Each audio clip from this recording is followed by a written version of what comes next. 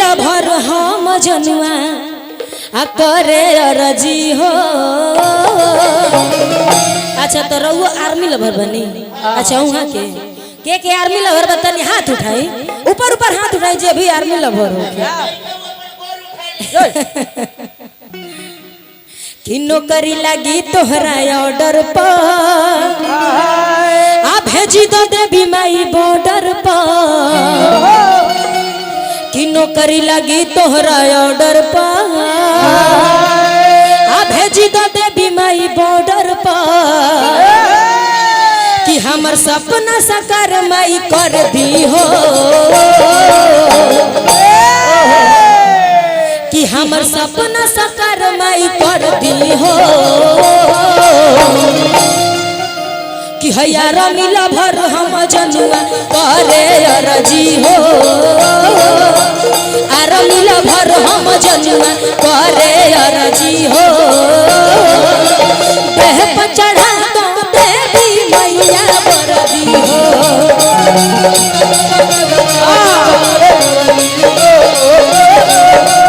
देह पर चढ़ा यार मिला भर हम जनुआ करे रजी हो। देह पर चढ़ा दो देवी मैया बरदी हो।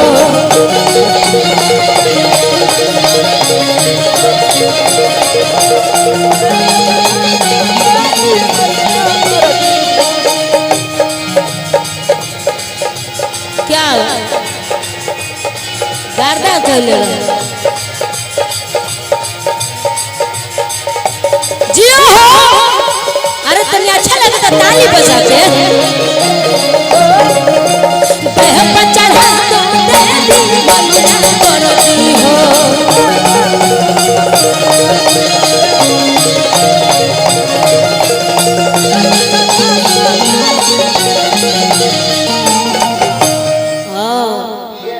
ये हो और कैसे भाव सुन लड़का के भाव बा कैसे कि पास करा दो रिटर्न मैया पास करा दो फिजिकल और ठीक ठाक बड़े शरीर से मैया आ पास करा दो मेडिकल।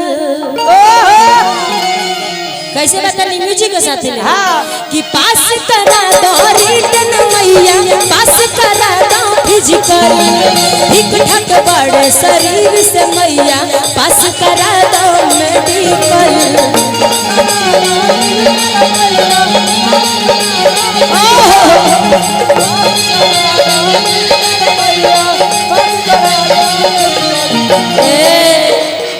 कि पास करा दो रिटर्न मैया पास करा दो फिजिकल ठीक ठाक बड़े शरीर से मैया पास करा दो मेडिकल।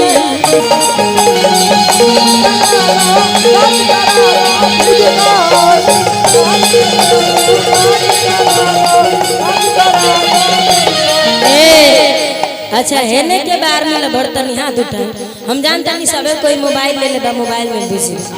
हाँ कि हे भाई लोग के सपना पुराई दो।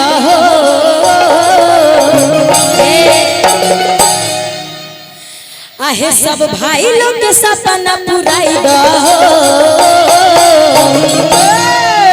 कि यार मिला भर हम जनुआ करे रजी हो।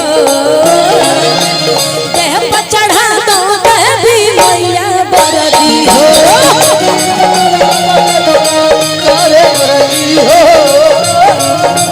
देह पर चढ़ा दो देवी मैया बरदी हो।